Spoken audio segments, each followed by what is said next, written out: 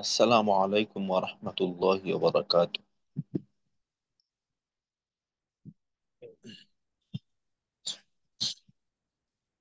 بسم الله الرحمن الرحيم. اللهم صل على محمد وعلى آل محمد كما صليت على إبراهيم وعلى آل إبراهيم إنك حميد مجيد. اللهم بارك على محمد وعلى آل محمد كما باركت على إبراهيم وعلى آل إبراهيم إنك حميد مجيد. ربي زدني علما. ربي زدني علما. ربي زدني علما. رب اشرح لي صدري ويسر لي أمري واحلل عقدة من لساني يفقه قولي وبك نستعين يا مستعان. ربي يسر ولا تعسر وتمم علينا بالخير. আলহামদুলিল্লাহ, আজকে আমাদের এসো তাজবিদ শিখি 36তম ব্যাচের 19তম ক্লাস। গত 2 দিন যাবত আমাদের নুন সাকিন এবং তানভিন পড়ার নিয়মের আলোচনা চলতেছিল। তো আজকে ইনশাল্লাহ আমাদের নুন সাকিন এবং তানভিন পড়ার নিয়ম এটা শেষ হবে। তো নুন সাকিন তানভিনের ব্যাপারে আমরা যতটুকু জানি যে নুন সাকিন জজমালা নুনকে বলে, আর তানভিন দুই জবর দুই জের দুই পেশকে বলা হয়। নুন সাকিন তানভিন 4 প্রকারে পড়া যায়: ইজহার, ইদগম, ইজহার ইকফা, ইদগম ইকলাব। আর ইদগম আবার 2 প্রকারে পড়া যায়, বা ঈদগামের 2 প্রকার: ঈদগামে বাগুন্না, ঈদগামে ব্লাগুন্না। তো নুন সাকিনের ইজহার বলতে আমরা যেটা বুঝি যে ইজহারের হরফ হলো 6টি: হামজাহা, আইন হা, গইন খ। আর ইজহার অর্থ হলো স্পষ্ট করে পড়া। নুন সাকিন তানবিনের পর যদি এই হরফের কোনো হরফ আসে, তো সেক্ষেত্রে আমরা নুন সাকিন তানবিনকে গুন্না ছাড়া স্পষ্ট করে পড়ব। যেমন মিন আইয়ি, বিমান হুয়া, তারপর খৈরুন উকবা, আজরুন গায়রু ইত্যাদি। আর নুন সাকিন তানবিনের আলোচনার দ্বিতীয় যে প্রকারটা সম্পর্কে আমাদের আলোচনা হয়েছে ওইটা হলো ইদগম। ইদগম মানে আমরা জানি যে মিলানো, মিলিয়ে পড়া।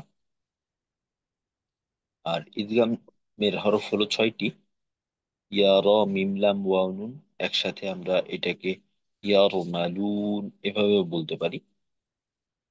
আর ইদগাম যেহেতু 2 প্রকার ছিল, ইদগামে বাগুন্না এবং বেলাগুন্না, সুতরাং এই 6টা হরফ থেকে 4টা হরফ হলো ইদগামে বাগুন্নার, অর্থাৎ ইয়া, মিম, ওয়াও নুন।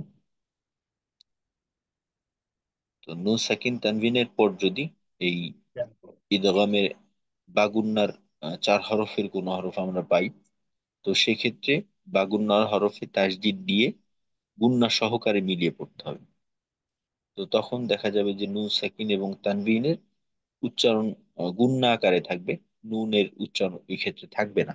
যেমন এখানে উদাহরণ যেমনটা দেওয়া আছে: فَمَن يَشَاءُ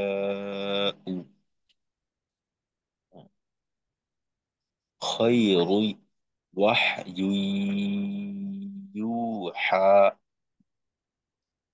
তারপর মিম মাসাদিন,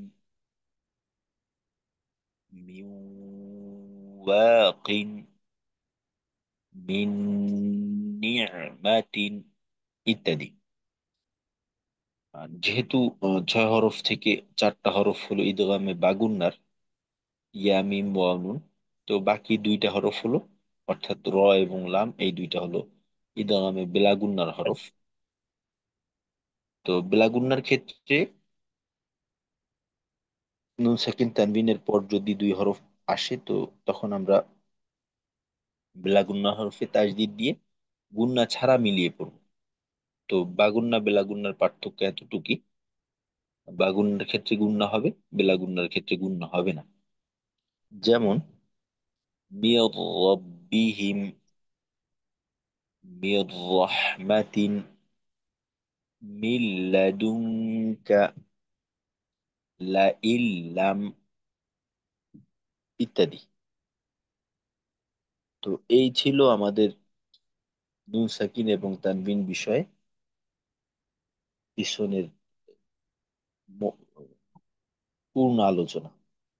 তো আজকে ইনশাল্লাহ আমরা নুন সাকিন তানবিনের বাকি যে দুইটা প্রকার আছে, অর্থাৎ ইকফা এবং ইকলাব, এই দুইটা প্রকার সম্পর্কে আমরা আলোচনা করবো ইনশাল্লাহ। তো রফিকুল ইসলাম ভাই, এই নুন জি সাকিন, হুজুর, আসসালামু আলাইকুম। ওয়ালাইকুম আসসালাম রহমতুল্লাহ, নুন সাকিন এবং তানবিনের যতটুকু আলোচনা আমাদের হলো, তো এই ক্ষেত্রে কোনো সমস্যা হয় কিনা বা কোনো কিছু বলার আছে কিনা? হুজুর, আমার সমস্যা নাই, কিন্তু আমার একটু সময় লাগে আর কি বলতে, বুঝতে সময় লাগে। অনুশীলনে, জি জি, অনুশীলনে। জি জি, একটু সময় লাগে। আমি আগে তো করি নাই, এই যে আরবি, শুধু অক্ষরগুলি চিনতাম আর কি। আমি তো বলবো হুজুর ইদগাম সম্বন্ধে। জি, জি বলেন, একবার বলেন। তো এখন এই পর্যন্ত যতটুকু আমরা পড়লাম একেবারে শুরু থেকে নিয়ে এই পর্যন্ত, জি জি জি, তো তো সবগুলি এর বুঝতে পারছি হুজুর, কিন্তু আমার ওই যে পিছনের গুলি আবার মানে সরাসরি মনে নাই, একটু দেখলে আবার কি হয় আর কি, স্মরণ না হয়। এখন, না এখন বিষয়টা হলো যে আমরা যতটুকু পড়লাম, তো জি জি, এতটুকুর বুঝতে পারছি। মাধ্যমে জি মোটামুটি ভাবে দেখে দেখে জি কি জি, আস্তে আস্তে পড়া যায় আস্তে কিনা। আস্তে আস্তে পড়া যায়। জি জি তার মানে আলহামদুলিল্লাহ অগ্রগতি কিছুটা হয়েছে। জি জি। আচ্ছা, হুজুর, তো তাহলে আমি জি একটু শুনান। ঈদগাম সম্বন্ধে বলি। জি। ঈদগাম অর্থ হইল মিলাইয়া পড়া, আর ঈদগামের হরফ হইল ছয়টি, যথা হইল ইয়া, র, মিম, লাম, ওয়াও, নুন। আর ঈদগাম হইল দুই প্রকার: ঈদগামে বা গুন্না আর ঈদগামে বেলা গুন্না। ঈদগামে বা গুন্না হইল ঈদগামে বা গুন্নার চারটা হরফ, ওই ছয়টা হরফের মধ্যে চারটা হরফ হলো ঈদগামে বা গুন্না: ইয়া, ওয়াও, মিম, নুন। নুন সাকিন বা তানবিনের পরে ঈদগামে বা গুন্নার যে কোনো একটি হরফ আসলে বা গুন্নার হরফে তাসদিদ দিয়া উক্ত নুন সাকিন ও তানবিনকে গুন্না সহ মিলায়া পড়তে হয়। যেমন একটা উদাহরণ হলো মিম মিম নুন জবর মান, আর এখানে আছে ইয়া। ইয়া হইলো ঈদগামে বাগুন্নার হরফ, তার উপরে তাসদিদ আছে। তাহলে মাইয়া, মাইয়া, মাইয়া, মাইয়া সাউ, মাইয়া সাউ। আচ্ছা, এখানে এখানে তো আমাদের আবার একটা মোটা চিহ্ন আছে। তো জি জি, এইখানে লাম ইয়া, টানটাকে, হ্যাঁ, আলিফ, এখানে চার আলিফ হবে। জি এই চার লিফটটা কিন্তু পুরা করতে হবে। যেমন জি, হ্যাঁ, সাউ। হুম, না, উতে আমরা সময় নেব না, আমরা যতটুকু সময় নেওয়ার ততটুকু ওই সা, সা এখানে নেব। সা, উ, উটা তো, সাউ, জি এইখানে মনে করেন, মাইয়া সাউ। জি, এইখানে মনে করেন আমাদের সময় নিতে হবে। মাই, এইখানে ধরেন এক আলিফের থেকে একটু বেশি একালি। সময় নিতে হবে। জি। আর সা, এখানে চার আলিফ, অর্থাৎ সিনের হবে 4 আলি। চার আলিফ, যেমন মাইয়াশাউ, এরকম। জি। মাইয়া সা। আচ্ছা, আর পড়ার সময় জি। যেহেতু আপনার প্রাথমিক পর্যায়ে, তো পড়ার সময় প্রয়োজনে ধীরে ধীরে কাটা কাটা পড়তে হবে। আর লক্ষ্য রাখতে হবে যেন নিয়মের উল্টা হয়ে না যায়। যেমন ধরেন, যেখানে হারাকাতের উচ্চারণ আছে, হারাকাতের উচ্চারণ তো একেবারেই টান ছাড়া তাড়াতাড়ি পড়তে হয়। তাড়াতাড়ি যেমন তাড়াতাড়ি করতে হয়। জি।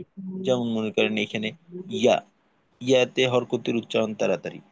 উ, এখানে হরকতের উচ্চারণ তাড়াতাড়ি। তো এই ক্ষেত্রে যদি আমি এমনটা করি, মাইয়াশাউ, তো যেখানে টান হওয়ার কথা না, অর্থাৎ ইয়া, এখানে টান হওয়ার কথা না, আমি টান দিয়ে দিলাম। তারপর টান হওয়ার কথা না, টান দিয়ে দিলাম। তো এইটা কিন্তু ভুল হয়ে যাবে। তো আস্তে জি। আস্তে প্রথম প্রাথমিক পর্যায়ে তেলাওয়াতটাকে দ্রুত গতি আহ, সম্পূর্ণ করার প্রয়োজন নেই। প্রাথমিক পর্যায়ে আমার এটা হইলো যে শুদ্ধ পড়াটা, এইটা যেন আমার অভ্যাসে পরিণত হয়। তো এইটার দিকে জি। খেয়াল করা। তো এইটার দিকে জোর দিতে থাকলে তেলাওয়াতের গতিটা এটা অটোমেটিকলি বাড়বে। তো প্রাথমিক পর্যায়ে যদি মনে করেন একটু দ্রুত পড়ার চেষ্টা করা হয়, তো এই ক্ষেত্রে দেখা যায় এই ভুলটা বসে যায়। তখন এই ভুলটাকে সংশোধন করাটা একটু সময় সাপেক্ষ বিষয় হয়। তো ধীরে ধীরে পড়বো, আর লক্ষ্য করে পড়বো, খেয়াল করে। জি। আচ্ছা, আচ্ছা, ঠিক আছে। আর আরো দুই ঈদগামে, একটা উদাহরণ। ঈদগামে বেলাগুন্না। আচ্ছা, ঈদগামে। এখানে হ্যাঁ। বাগুন্নার আরো দুইটা ওই যে উদাহরণ বল। ওই পরেরটা হুজুর আমার কঠিন লাগে, হ্যাঁ, পরেরটা। আচ্ছা, আমরা দুইজনে মিলেই তাহলে পড়ি। জি। আপনি শুরু করেন, ওয়া আমি আছি। ওয়া হাজর, ওয়া হাজবর ওয়াহ, ইয়া দুই পেশ কুন। ইয়া দুই পেশ, সিঙ্গেল উচ্চারণ থাকলে ইউন, একটা হলো ইউন। উন। হ্যাঁ, জি। ইউন। আর এখানে হইলো ইয়া, ইয়া, ইয়ার উপরে ইয়া আছে, ইয়া হইলো বাগুন্নার হরফ। জি। ওয়া, ওয়াহ, ইউ, আচ্ছা, ইউ, এখানে ইউ, ওয়াহ, ওয়াহ বাদ দিয়ে ইয়া, ইয়া দুই পেশ, এই উচ্চারণটা কেমন হয়? ইয়া দুই পেশ কুন, ইয়া দুই পেশ কুন। আচ্ছা, এখানে উচ্চারণটা আমি যদি একটু, ইউন, ইউন। আচ্ছা, এইটা, এটা যদি একটু বাংলায় লিখে দেখাতে চাই, তো সেই জি। ক্ষেত্রে উচ্চারণটা হয় এরকম।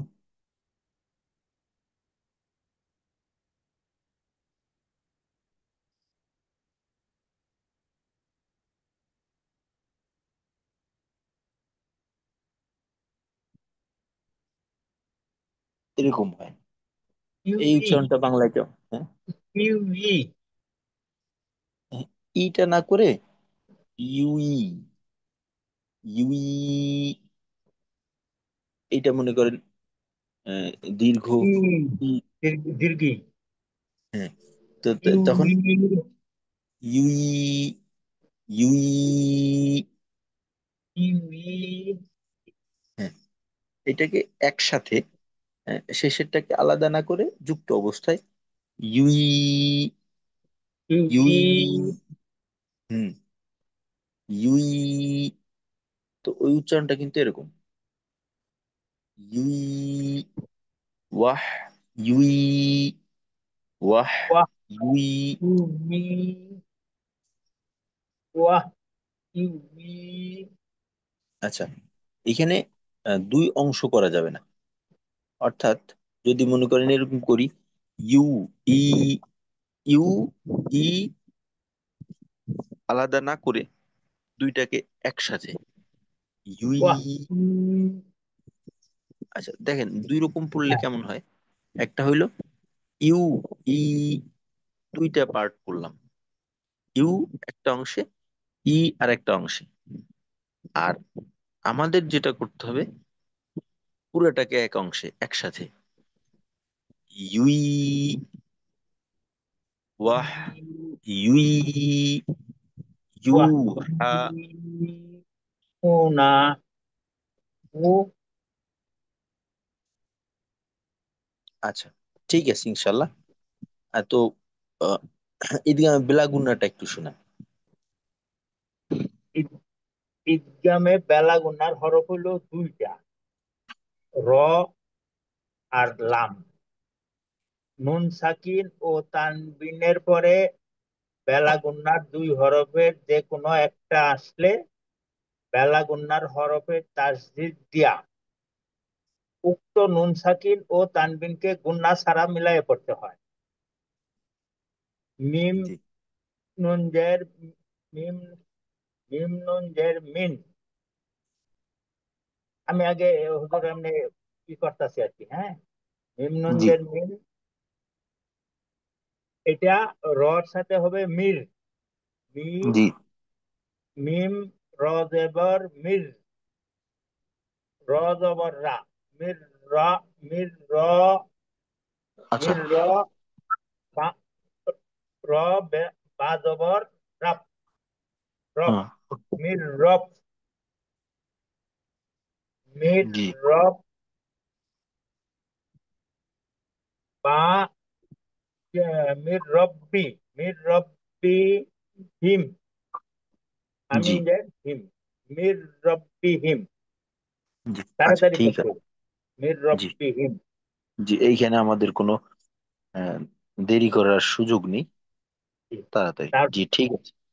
জি ঠিক আছে, তারপর মাশাল্লাহ। আর আর পড়তে হবে না। ঠিক আছে, জাজাকাল্লাহ, সুন্দর হয়েছে। আচ্ছা, তো এখন আমরা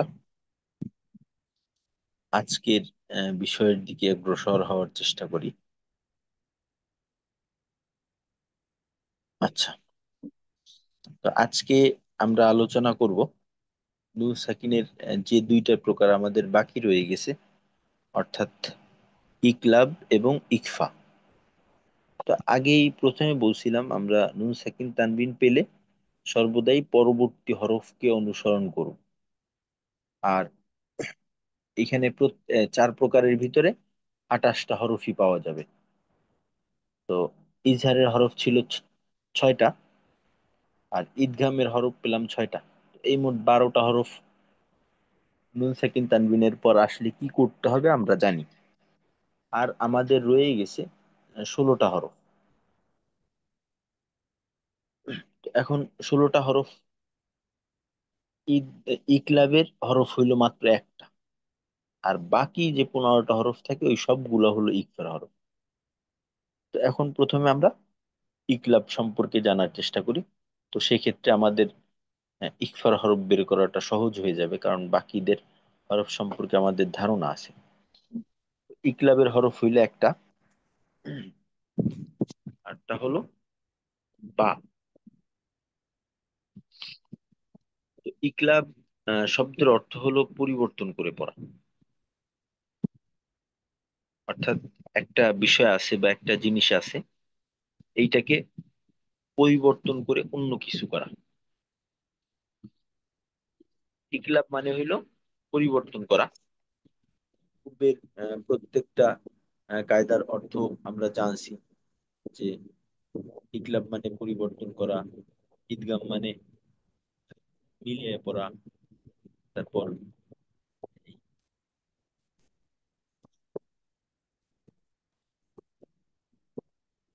ইকফা মানে লুকিয়ে পড়া বা গোপন করা ইত্যাদি। তো ইকলাব বা কলব, ইকলাব মানে হইলো পরিবর্তন করা। তো এই ক্ষেত্রে আমাদের পরিবর্তনটা কি করতে হবে? পরিবর্তনটা হবে সাকিন ও তানবিনের পর যদি বা আসে, বা বলতে পারি ইকলাবের হরফ আসে, তখন উক্ত নুন সাকিন ও তানবিনকে মিম দ্বারা পরিবর্তন করে ইকফার সহিত গুণনা করিয়া পড়িতে হয়। ইকফা বলতে আসলে অস্পষ্ট করা, লুকানো। এই ইকলাবের গুন্নাটার মাঝে একটা অস্পষ্টতা থাকে। তো এই জন্য এখানে ইকফা করে গুন্নার সহিত পড়া বা ইকফার সহিত গুন্না করে পড়া, এটা বলা হয়েছে। তো এখন বিষয়টা কি দাঁড়ায়? সেটা দাঁড়ায় হলো নুন সাকিন এবং তানবিনের পর যদি বা আসে, তখন নুন সাকিন তানবিনকে মিম সাকিন দ্বারা পরিবর্তন করতে হবে। আমরা জানি যে নুন সাকিন জজমলা নুনকে বলে, আর তানবিনের ভিতর একটা নুন সাকিন লুকানো থাকে। একটা তানবিন মানে একটা নুন সাকিন। তো নুন সাকিন তানবিনের পর বা আসলে তখন ওইটা দেখা যাবে যে আর নুন সাকিন থাকবে না, ওইটা মিম সাকিন করে দিতে হবে বা একটা মিম দ্বারা পরিবর্তন করতে হবে। আর কোরআন শরীফের মাঝে যখন নুন সাকিন তানবিনের পরে বা আসে, সেক্ষেত্রে নুন সাকিন বা তানবিনের উপর ছোট করে একটা মিম লেখা থাকে।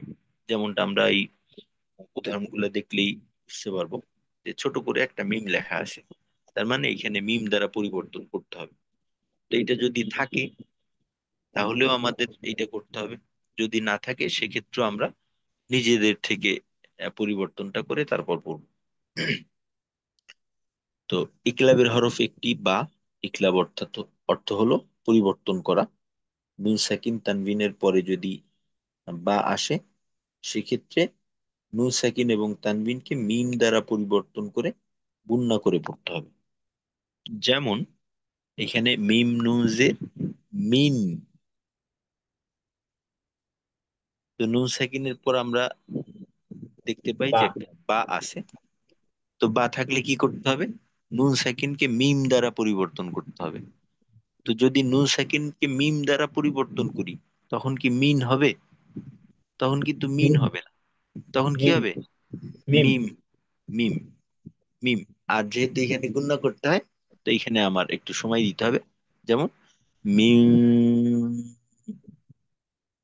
মিম ছিল মিন, হয়ে গেছে মিম।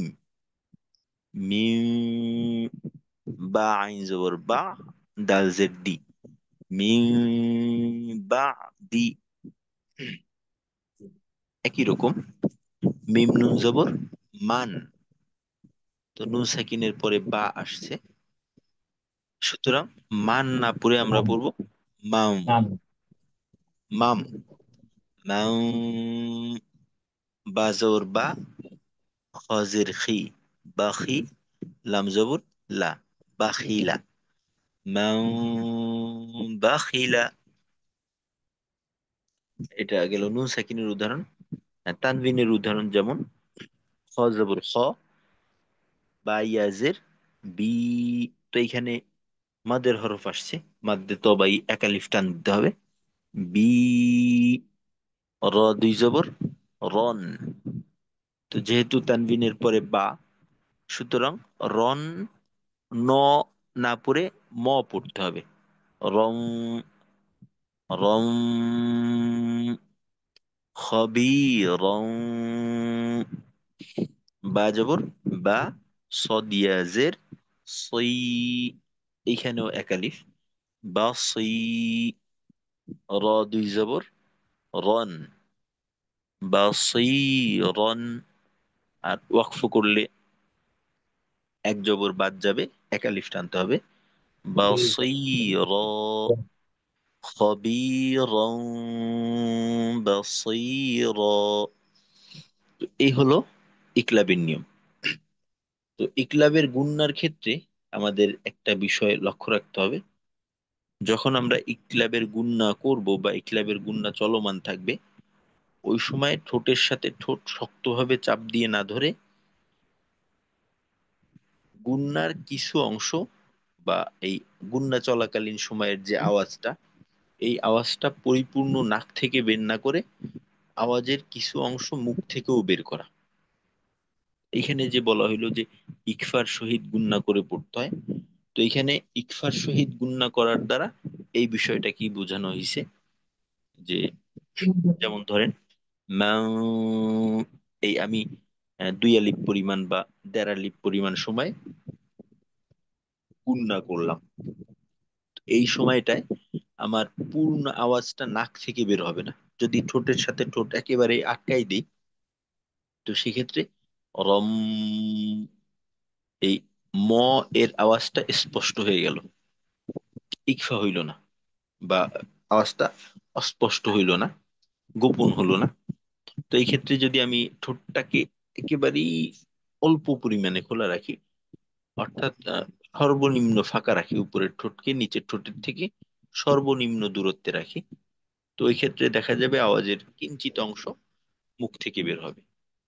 তো এর দ্বারা আওয়াজের মাঝে একটা অস্পষ্টতা তৈরি হবে। এইটাই এখানে আমাদের আহ, করণীয় বিষয়। যেমন রং, মি, মাও ইত্যাদি। তো আমরা আমাদের ইকলাব পেয়ে গেলাম। তো ইনশাল্লাহ আপনারা দুই একজন একটু শুনান, তারপর আমরা বাকি যে প্রকারটা রয়ে গেল এটা সম্পর্কে আমরা আলোচনা করবো ইনশাল্লাহ। কে শোনাবে? দুইজনে কায়দা বলে দুই লাইনের উদাহরণগুলো শোনাবেন ইনশাল্লাহ, তারপর সামনের দিকে যাবো আমরা।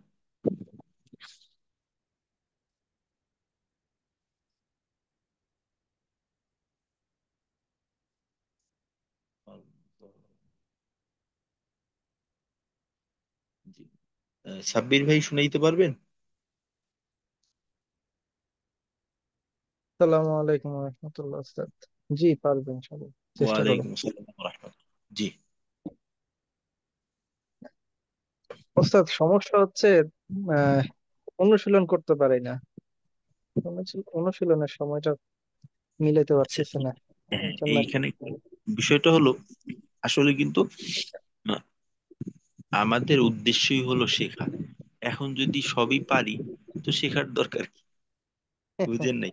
সমস্যা জি হবেই, বুঝতে সমস্যা হবেই, সমস্যা থাকাটাই স্বাভাবিক। যদি সমস্যা না থাকে, তো সেই ক্ষেত্রে এই এখানে থাকাটাই হচ্ছে অনর্থ। বুঝে আসছে? তো জি ইনশাল্লাহ বুঝতে আমাদের চেষ্টা, চেষ্টার জায়গা আছে দেখেই আমরা চেষ্টা করতেছি। জি। আহ, কায়দাটা হলো ইকলাবের ইকলাব অর্থ পরিবর্তন করা। ইকলাব ইকলাব বা কলবের এক হরফ বা ইকলাব অর্থ পরিবর্তন করা। নুন সাকিন ও তানবিনের পরে যদি বা আসে, উক্ত নুন সাকিন ও তানমিনকে মিম দ্বারা পরিবর্তন করে গুণনার সহিত পড়তে হবে। যেমন মিম নুন জের মিন, বা বা আইন, বা আইন জের বা, আচ্ছা এখানে, বাই। আচ্ছা এখানে মিম নুনজের মিন, যেহেতু যে সব বুঝিনি। যেহেতু এখানে মিম নুনজের মিন, তো যেহেতু নুন সাকিন আসছে, সুতরাং নুন একটা সাকিন আসছে। কিছুতে এখানে হবেই। তো জি নুন নুন সাকিনের সাকিন পর আসছে, বা আসার কারণে বা আসছে, যে পরিবর্তনটা, বা আসছে, এটা পরিবর্তন হয়ে এটাকে মিম দ্বারা পরিবর্তন হয়ে যাবে। আচ্ছা, পরিবর্তন হয়ে এর উচ্চারণটা কেমন হবে? আহ মিম। তখন কি, হ্যাঁ মিম হবে। তখন আর মিন থাকবে না, ন থাকবে না, ম হবে। আর এই যে জি মটা, এইটা গুণনা আকারে সময় দিতে হবে একে। তো মিম হয়ে গেল। জি। আচ্ছা, তারপর বা আইন জবর, বা, বাই, বা, হ্যাঁ, বা। বা। আচ্ছা, এই জজমের উচ্চারণের ক্ষেত্রে বা হরকতের ক্ষেত্রে আমরা তো বাংলার সাথে মিলেই নিলে আমাদের জন্য সহজ। জি জবরটা আকারের মতো হয়, শুধু মোটা হরফের ক্ষেত্রে ব্যতীত। জের সর্বদাই রস্বীকার, পেশ সর্বদাই রস্যুকার। তো এখানে বা আইন জবর, বা। বা, হ্যাঁ। আর জজমালা হরফ, এইটা হবে বাংলার ক্ষেত্রে একটা খালি বর্ণ থাকলে যেমন হয়, স্বর চিহ্ন যুক্ত একটা বর্ণের পর যদি একটা খালি বর্ণ থাকে, তো ওই ক্ষেত্রে এর উচ্চারণটা যেমন থাকে, আরবির ক্ষেত্রে একই রকম। জি এই বা ওস্তাদ। আইন জবর, বা। বা, দাল জে বি। মিম বাদি। হ্যাঁ, মিম বাদি। জি, ঠিক আছে। তারপর মিম নুন যে মিম নুন জবর মা, এখানে নুন সাকিন আসছে, সেক্ষেত্রে মিম দ্বারা পরিবর্তন করে মিম বা, বা আচ্ছা জবর বা, আচ্ছা, এখানে মিম নুন জবর মিন হবে নাকি মান হবে? মান। মান, হ্যাঁ, আপনার কিন্তু মিন হয়ে গেছে।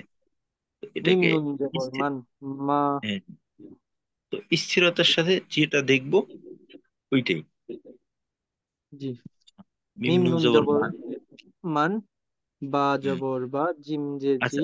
আচ্ছা, আমাদের কায়দাটা পুরো করতে হবে না? জি, মিম নুন জবর মান, এখানে নুন সাকিন আসছে। হুম। নুন সাকিনের সে পরে বা, তো উম, উম, সেক্ষেত্রে সেক্ষেত্রে মিম দ্বারা পরিবর্তন করে এবং গুণনা করতে হবে। জি, তো পরিবর্তনটা কেমন হবে? পরিবর্তনটা হবে মিম মিম, মিম কিন্তু আসার সুযোগ নেই, এখানে জবর আছে। যদি জের থাকতো মান, তখন, হ্যাঁ, মান হ্যাঁ, যদি মান বা। বলি জি, তখন তো নুনটা পরিবর্তন হইল না মিম দ্বারা। তাহলে শুধু মা হবে স্যার, মা হয়ে গুণনা হবে। হ্যাঁ, এখানে পরিবর্তনটা হবে হলো নুন সাকিনটা মিম দ্বারা পরিবর্তন হবে। হুম। অর্থাৎ এখানে আমরা দেখতেছি নুন সাকিন, আসলে পড়তে হবে মিম সাকিন। হ্যাঁ, এখানে তখন আর মিম নুন জবর মান না হয়ে হবে মিম মিম জবর মাম, মাম। মাম। জি, আর এই মামটাকে গুণনা করতে হবে মাম, এরকম। মাম বা জবর বা, জিম জের জি, দাল জবর দা। আচ্ছা, এইখানে দুইটা খেয়াল করতে হবে। এই জিমের নখটা কি উপরে থাকে না নিচে থাকে? খ, নিচে থাকে জিমের মতো অস্ত। খ, তো এই খ, খ খ, জের খি। খ আর জের খি, দাল শেষেরটা, জবর। আচ্ছা শেষেরটা এইখানে দেখেন পাশাপাশি আছে, বুঝতে সমস্যা হবে না। এর পূর্বের লাম, শব্দের, হ্যাঁ, লাম হবে পূর্বের শব্দের লাম শেষে, হবে এটা হইল দাল। হ্যাঁ, দালের মাথাটা ছোট থাকে, লামের মাথা বড়, লাম বড় থাকে। জবল্লা। লাম জবর লা। তাহলে কি হইলো? মিম বা খিলা। জি, এখানে আবারও দেখেন, হ্যাঁ, আপনার কিন্তু বারবার মিম হয়ে যাচ্ছে। এখানে মূলত আছে কিন্তু মাম, বানান মাম, মাম, করে মাম, করতে পারে তারপরে।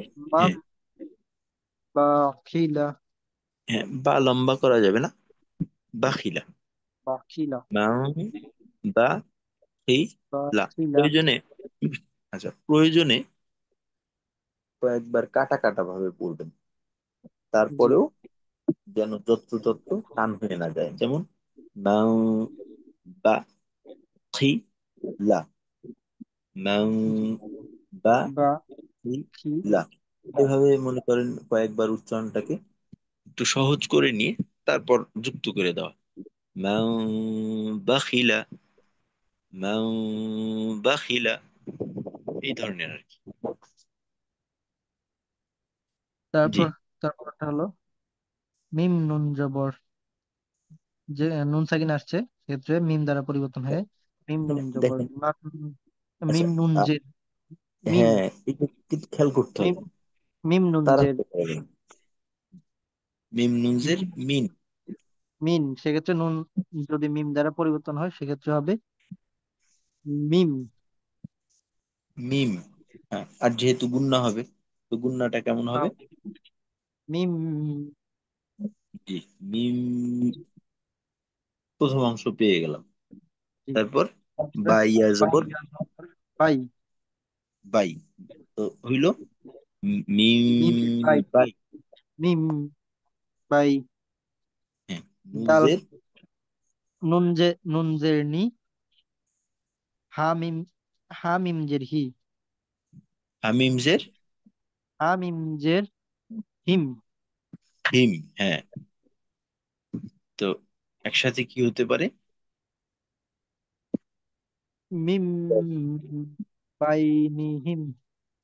জি, মিম বাইনিহিম, গুন্নাতে আরো সময় দিবেন। আর আরেকটা বিষয় কি, আমরা অনেক সময় কি যে যখন বানান করি ওই সময়টায় লক্ষ্য করি, কিন্তু পরবর্তীতে মিলিয়ে পড়ার সময় ওইটাকে আর খেয়াল করা হয় না। তো যতবার জি পড়বো ততবারই কিন্তু দেখে দেখে পড়া। আর পড়ার সময় জি আমাদের মনে করেন হাত নিচে থাকবে, হরফের নিচে, আর চোখ থাকবে হরফে যে হরকত জজম তাজদিদ এগুলার দিকে থাকবে চোখ। তো হাত আর জি। চোখের অবস্থান ঠিক রেখে তারপর পড়তে হবে সব। জি, ঠিক আছে, তারপর শেষের উদাহরণ। শেষের উদাহরণটা, ওয়া জবর ওয়া। আচ্ছা, ওয়াও কি যুক্ত হতে পারে? ওয়াও। ওয়াও তো ওয়াও কিন্তু পরবর্তী হরফের সঙ্গে যুক্ত হইতে পারে না। ওয়াও শেষে যুক্ত হইতে পারে, শুরুতে যুক্ত হইতে পারে না। তাহলে এটা ফা। ফা। ফা জবর ফা। লাম বাজ, লাম বা জবর লা। আচ্ছা, ফালা। হ্যাঁ, এখানে তাড়াহুড়া করা যাবে না কিন্তু। এই শেষে যদি লাম হইতো তো লামের তো নিচের অংশ থাকতো। এটা লাম এটা হবে না হামজা। আলিফ, হামজা হবে বা আলিফ হবে? হামজা হবে, হামজা বা হুম, আলিফ হবে। হ্যাঁ হ্যাঁ। ফা জবর ফা। হামজা জবর আ। আচ্ছা, আর হামজা। হরকতের উচ্চারণ। হুম, জি ওস্তাদ। জি বলেন। হামজা নুন জবর আন। আন, বা আন। ফা আচ্ছা, আন। জি এখন কথা হলো, নুন সাকিন তানবিন আসলেই তো পরের পরবর্তী কি আছে এটা লক্ষ্য করতে হবে। তো পরবর্তীতে আমরা বা পাইছি, তো জি। বা থাকার কারণে তো আমাদের কি করতে হবে, পরিবর্তনটা কেমন হবে? বা আসলে নুন সাকিন নুন সাকিন ও তানবিন, তানবিনকে মিম দ্বারা পরিবর্তন করে গুণা করতে হবে। আচ্ছা, তো এখন আমাদের এইটা নুনটা মিম দ্বারা পরিবর্তন হয়ে গেছে। জি। এখানে ছিল হামজা নুন জবর আন, কিন্তু এখন জি। হলো হামজা মিম জবর আম। আম। তো এই আমটাকে আবার গুণনাও করতে হবে, তো তখন উচ্চারণটা কেমন হবে? আম। হ্যাঁ, ফা আম, হয়ে গেল এতটুকু। আচ্ছা, তারপর? তার তারপর,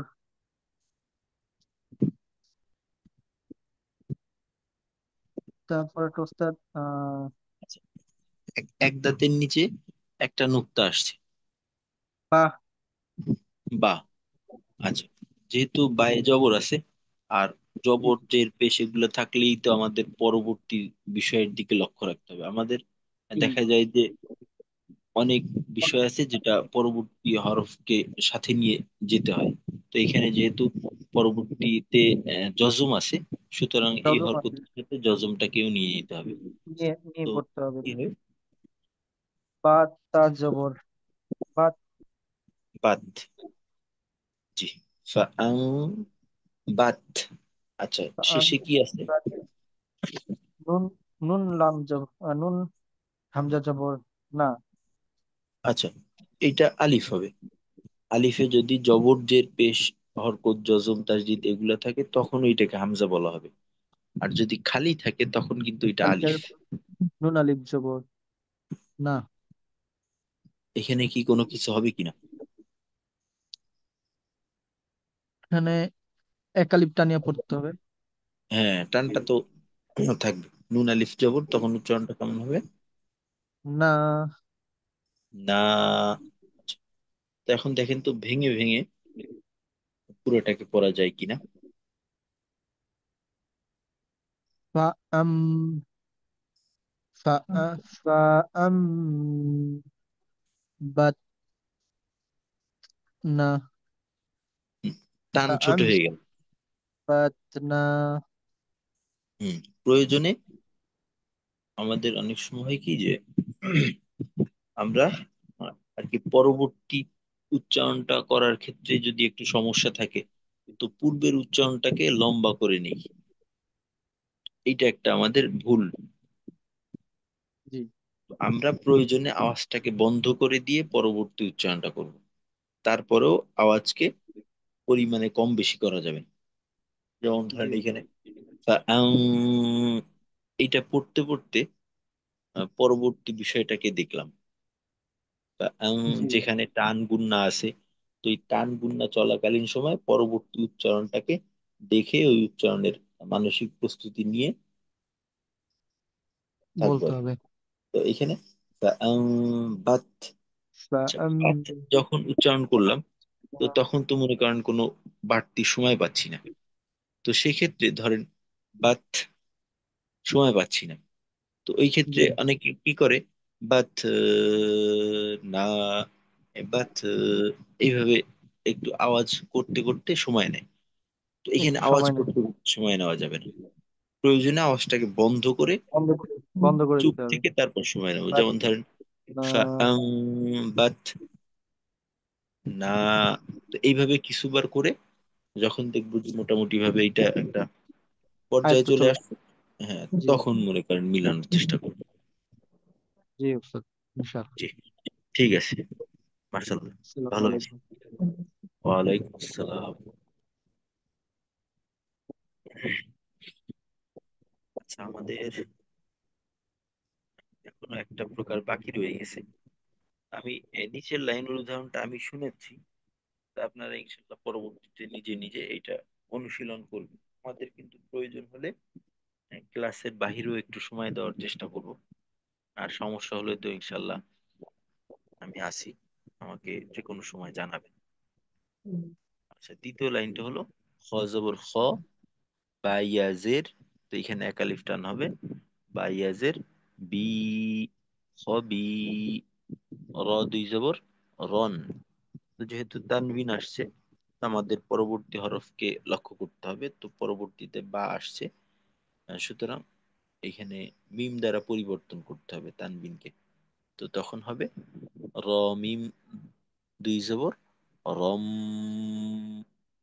গুণনা হবে খবি রম, বা জবর বা, সদ ইয়াজের একালিফ টান, সই, র দুই জবর রন, বাসীরন, খবীরন বাসীরন। তারপর কাফ জের কি, র আলিফ জবর এক আলিফ টান, র, কি র, মিম দুই জের মিন, তো তানবিনের পর বা আসার কারণে মিম দ্বারা পরিবর্তন হবে, তখন হবে মিম, মিম দুই জের মিম, কি র, মিম, বা জবর বা, র জবর র, বা র, র জবর র, বা র র, তা দুই জের তিন, বা র র তিন, কিরামিন বারারাতিন। ওয়াকফ করলে গুল তাহা হয়ে যাবে, আর দুই জেরের জায়গায় জজম পড়বো, তখন পড়বো র হা জবর রহ, বা র রহ, কিরামিন বারারাহ। তারপর জা জবর জা, কাফ ইয়া জের কি, ইয়া জবর ইয়া, জাকিয়া, তা দুই জবর তান। তো বাগুন্না এই ইকলাবের কায়দা হওয়ার কারণে তানবিনকে মিম দ্বারা পরিবর্তন করব। তো তখন হবে তামিম দুই জবর তাম, গুন্না সহকারে জাকিয়াতাম, বাজের বি, গইন ইয়া জবর গই, লিনের হরফ নরম করে পড়তে হবে, বি গই, রজের রি, বি গই রি, জাকিয়াতাম বি গই রি, নুন ফা জবর নাফ, সিন দুই জের সিন। তো এখানে তানভিনের পর যেহেতু কোনো হরফ আসে নাই, সুতরাং ইজহার ভাবে স্পষ্ট হবে নাফ সিন, জাকিয়াতান বিগয়রি নাফসিন, এভাবে। তো এই আমরা পেলাম নুন সাকিনের নুন সাকিন তানবিনের ইকলাবের কায়দা। এখন আমরা নুন সাকিন তানবিনের সর্বশেষ কায়দা যেটা, অর্থাৎ ইকফা।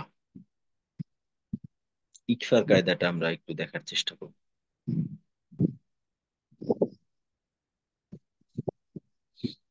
তো আমরা জানি যে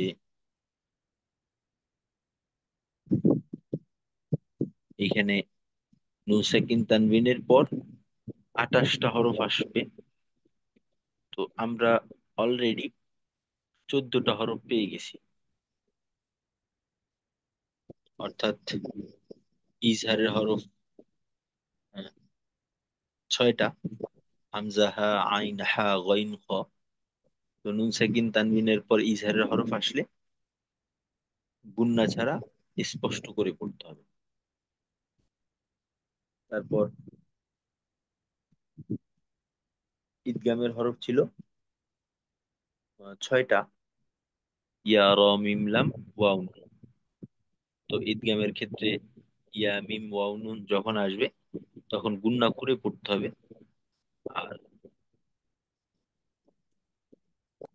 র এবং লাম যখন আসবে তখন গুন্না ছাড়া পড়তে হবে।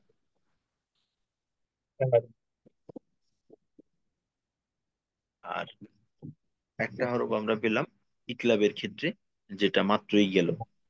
তো এই মোট 13টা হরফ। আচ্ছা, আমি 14টা বলছিলাম, 13টা হরফ। তো আর বাকি থাকে 15টা হরফ, মোট 28টা হরফ। তো ইকফার হরফ হলো এই 15টা। ইকফার হরফ 15টি। তো এটা যদি আমরা আলাদা হয় মুখস্থ করে নিই, এটা সবচেয়ে ভালো হয়। তো এটা এইভাবে মুখস্থ করতে পারি: তা, সা, জিম, দাল, জাল, জা। তা, সা, জিম, দাল, জাল, জা। সিন, শিন, সদ, দ, ত, গ। এই 6টা এক সিরিয়ালেই আছে। সিন, শিন, সদ, দ, ত, গ, ফা, কফ, কাফ। ফা, কফ, কাফ এই তিনটাও এক সিরিয়ালে। আইন, গইন এখান থেকে বাদ গেছে, কারণ আইন গইন হলো ইজহারের হরফ। তা, সা, জিম, দাল, জাল, জা। তা, সা, জিম, দাল, জাল, জা। তো এখানে শুরুতে আলিফ বাদ গেছে, তারপর বা বাদ গেছে কারণ বা ইকলাবের হরফ। তা, সা, জিম, হা, খ বাদ গেছে কারণ হা, খ ইজহারের হরফ। দাল, জাল, র বাদ গেছে কারণ র হলো ইদগামে বেলাগুনার হরফ, যা আসছে।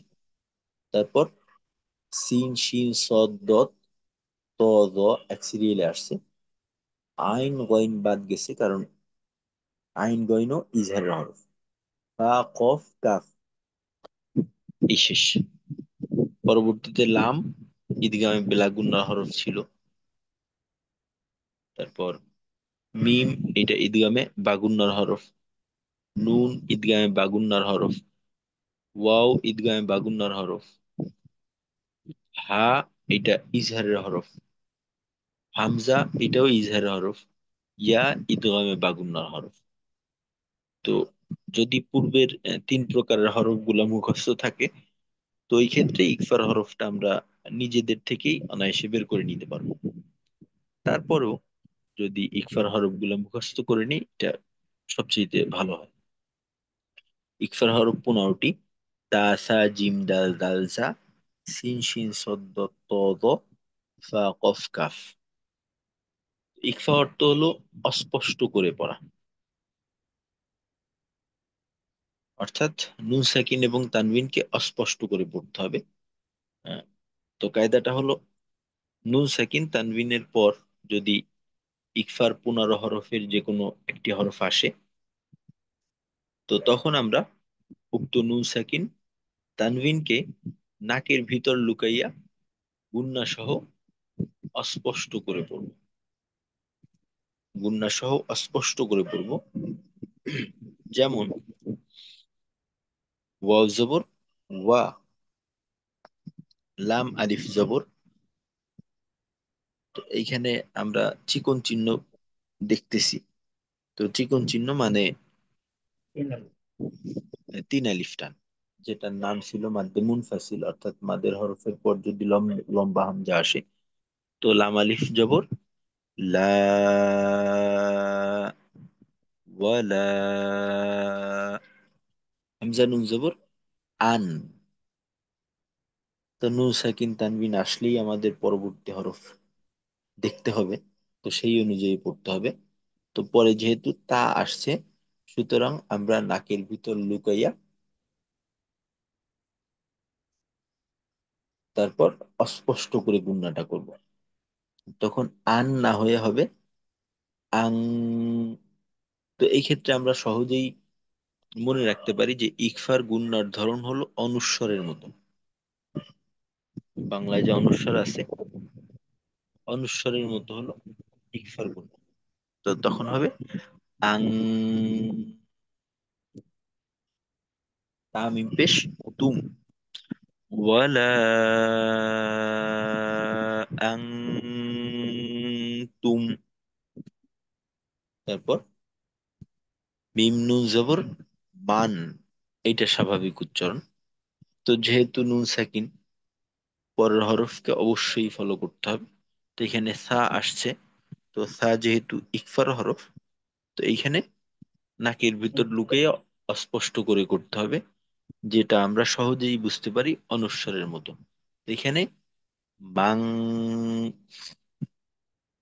বাং, সা জবর সা, কফ পেশ কু, সাকু, লাম তা জবর লাত, সাকু লাত, বাং সাকুলাত। তারপর শিন ইয়া জবর শাই, হামজা দুই জের ইন। তো যেহেতু এখানে পরবর্তীতে জিম আসছে ইকফার হরফ, তো ইন না পড়ে অনুস্বরের মতো গুণনা করতে হবে ইং, শাই ইং। জিম জবর যা, দাল জবর দা, জাদা। লাম আলিফ দুই জবর লান, শাই ইং জাদা লান। অক্ফ করলে লা, জাদা লা, শাই ইং জাদা লা। তারপর দাল কাফ জবর দাক, কাফ আলিফ দুই জবর কান। তো পরে দাল আসছে ইকফার হরফ, সুতরাং এখানে অনুস্বরের মতো গুণনা করব আমরা। তো কাফ আলিফ দুই জবর কাং, দাক, কাং। দাল কাফ জবর দাক, কাফ আলিফ দুই জবর কান, দাক, কাং, দাক, কান। অক্ফ করলে কা, এক আলিফ টান হবে, দাক, কাং, দাক, কা, ইত্যাদি।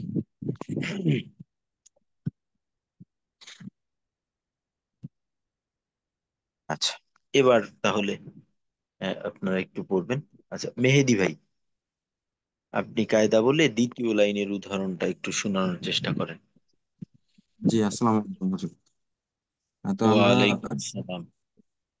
নুন সাকিন ও তানবিন পড়ার যে চারটা নিয়ম পেয়েছি, সেই চারটা নিয়মের মধ্যে তিনটা নিয়ম আমাদের হয়ে গেছে। আজকে আমরা ইকফার যে নিয়মটা আছে, সেই ইকফার নিয়মটা আমরা পড়ছি। অর্থাৎ ইকফার নিয়ম, ইকফা শব্দের অর্থ অস্পষ্ট করিয়ে পড়া। ইকফার যে 15টি হরফ আছে, অর্থাৎ তা, সা, জিম, দাল, জাল, ঝ, সিন, শিন, সদ, দোয়া, ত, জ, ফা, কফ, কাফ, এই যে 15টি হরফ আছে, অর্থাৎ নুন সাকিন বা তানবিনের পরে যদি ইকফার এই 15টি হরফের যে কোনো একটা হরফ আসে, তবে ওই উক্ত নুন সাকিন ও তানবিনকে নাকের ভিতরে লুকাইয়া গুণনা সহকারে অস্পষ্ট করিয়া পড়তে হবে। অর্থাৎ আমরা যে নুন সাকিন বা তানবিনের কথা জেনেছি, নুন সাকিন বা তানবিনের পরে যদি এই 15টি হরফের যে কোনো একটা হরফ আসে, তবে আমরা ওই নুন সাকিনকে গুণনা সহকারে নাকের ভিতর দিয়ে লুকাইয়ে অস্পষ্ট করে পড়ব। তো এটা ওসলাম, আমরা, জি, আচ্ছা সহজে বন্যার ধরনটা বুঝতে গেলে কিভাবে বুঝতে পারি? জাস্ট সহজে যদি ধরনটা বুঝি তাহলে আমরা তিন ভাগে একটু মনে রাখতে পারি। সেটা হচ্ছে যে আহ, আহ, আমাদের আরবি হরফের যে সিরিয়াল রয়েছে, অর্থাৎ আলিফ বা তা সা জিম হা এবং খ, এই দুটো মেহেদি, আমরা। ওইটা বলিনি, ওইটা জি বলিনি। জি। আমি বলছি যে এই, মনে করেন যে আমরা যতগুলা গুণনা আছে প্রত্যেকটা গুণনা কিন্তু একরকম না। এদের একটা নিজস্বতা আছে। যেমন হুম ইকলাবের গুণনা পড়লাম, ওইখানে হুম মিমের মতো করে মিম দ্বারা পরিবর্তন করে গুণনা করতে হয়। হুম ঈদগামের গুণনাগুলাকে পরবর্তী হরফের সাথে মিলিয়ে গুণনা করতে হয়। তো হুম। ইকফার গুণনার ধরনটা কেমন? আহ, অনেক অনুস্বরের মতো, একেবারে সহজ কথা। জি জি জি, হ্যাঁ, ইকফার গুণনা যে নুন বাংলা। যে থাকবে বা আমরা যে নুন বা যে তানবিন পাবো, সেইটা যদি আমাদের হওয়ার কথা ছিল মিম মিম জবর মাম, তো সেই ক্ষেত্রে মাম না হয়ে মাং হয়ে যাবে, বা আলিফ নুন জবর আ- আন হওয়ার কথা ছিল, সেক্ষেত্রে আং হয়ে যাবে, অনুস্বারের মতো বা হ্যাঁ, ইওর মতো উচ্চারণটা হবে আর কি।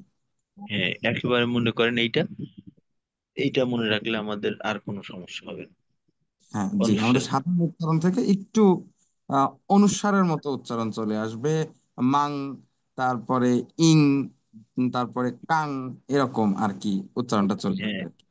জি, জি। জি, আমরা আচ্ছা। আমরা যদি দ্বিতীয় লাইনের উদাহরণগুলোর দিকে একটু তাকাই, তবে দেখবো যে প্রথমেই আমরা আহ মিম পেশ মিম নুন পেশ মুন হবে, এবং তারপরেই আমরা দেখতেছি হচ্ছে জাল আছে, জাল জের জি, অর্থাৎ আমরা ইকফার হরফ পেয়েছি। তাহলে এমনিতে মুন হয়তো, এক্ষেত্রে আমরা মুং জি বলতে পারি। মুং জি, র ওয়াও পেশ রু, মুং জি রু, নুন জবর না, তাহলে মুং জি রু না, এভাবে আমরা হুম, পড়তে পারি। জি। জি ওস্তাদ, তারপরে আচ্ছা। আমরা যদি তারপরের উদাহরণটার দিকে তাকাই, তো সেখানে আমরা দেখব যে প্রথমে আমাদের নুন আছে, তারপরে আমাদের ফায়ের উপর উম, তাসদিদ আছে। তো সেক্ষেত্রে আমাদের তো তানজিল। এই ক্ষেত্রে যেহেতু ফায়ের উপর তাসদিদ, তো আচ্ছা, সেক্ষেত্রে আমাদের তাজদিদ এখানে কোনো নিয়মের হরফ? মানে সাকিন আছে, জজম আছে। জি। তো এই হরফে আমাদের কোনো পরিবর্তন হবে না, কিন্তু পরে আমরা দেখতেছি সিন আছে, সিনের উপর আমাদের দেখতেছি হচ্ছে দুই জবর আছে, অর্থাৎ তানবিন আছে। তো সেই ক্ষেত্রে আমাদের সিনের উপরে আমাদের গণনাটা করতে হবে, অর্থাৎ উচ্চারণটা নাকের মধ্যে নিয়ে করতে হবে। আচ্ছা, সেক্ষেত্রে আমরা আহ আচ্ছা। এভাবে উচ্চারণ। এখানে, জি। এখানে পেন দিবে সিনের উপর তানবিন থাকাটা হ্যাঁ গুণ না হওয়ার কারণ। এখানে গুণ না হ্যাঁ জি, হওয়ার কারণ সেইটার হলো কারণে আমাদের আগের শব্দ পূর্ণ হবে। হ্যাঁ হ্যাঁ, সিনের উপর দুই পরবর্তী জবর আছে। হরফ যা। হ্যাঁ হ্যাঁ, হরফে জবর আছে। জি, আমার বলায় ভুল হয়ে গেছে, জি ওস্তাদ। পরবর্তী হরফে আমাদের তানবিন আছে হ্যাঁ, জন্যই সমস্যা নেই। আগের ওই আমরা তবে নাফ কইতাম, সেইখানে আমাদের গুণনা করতে হবে। জি, তাহলে আচ্ছা। সেক্ষেত্রে আমাদের উচ্চারণ ছিল হচ্ছে নুন ফা জবর নাফ, সিন দুই জবর সান, নাফসান।